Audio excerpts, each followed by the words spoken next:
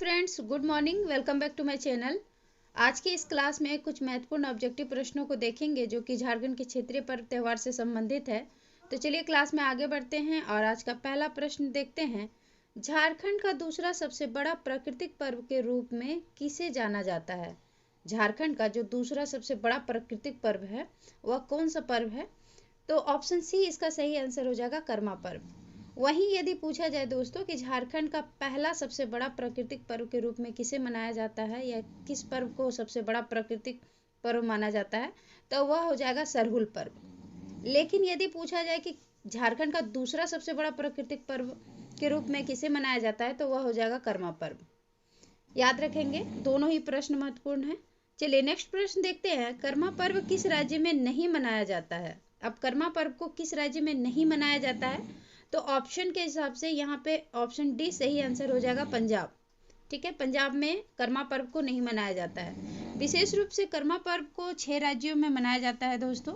अपने झारखंड के साथ साथ बिहार, पश्चिम बंगाल, उड़ीसा, छत्तीसगढ़ और असम, इन 6 राज्यों में कर्मा पर्व को मनाया जाता है।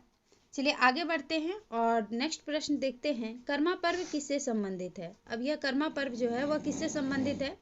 तो ऑप्शन ए है, भाई बहन से संबंधित पर्व है। बिल्कुल, कर्मा पर्व को भाई बहन का प्रतीक माना जाता है। वहीं यह प्रकृति से भी संबंधित पर्व है। तो ऑप्शन सी इसका सही आंसर हो जाएगा, ए और बी दोनों ही। चलिए नेक्स्ट प्रश्न देखते हैं। घर आंगन में मनाए जाने वाले कर्मा को क्या कहा जाता है? दोस्तों, ये जो कर्मा पर्व है झारखंड का दूसरा सबसे बड़ा प्राकृतिक पर्व तो है ही, साथ ही यह कर्मा पर्व बहुत ही हर्ष और उल्लास के साथ मनाया जाता है।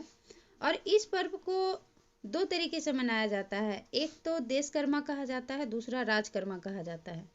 जिस कर्मा को घर आंगन में मनाया जाता है उसे राजकर्मा कहा जाता है। ऑप्शन डी इसका सही आंसर हो जाएगा। वहीं अखड़ा में मनाया जाने वाला जो कर्मा पर्व होता है उसे देशकर्मा कहते हैं।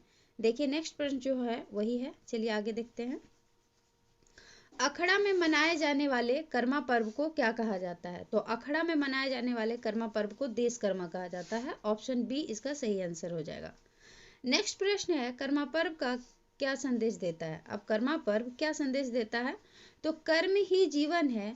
इस पर्व का मुख्य संदेश यही है कि कर्म ही जीवन है। मनुष्य का जो कर्म होता है वही जीवन होता है।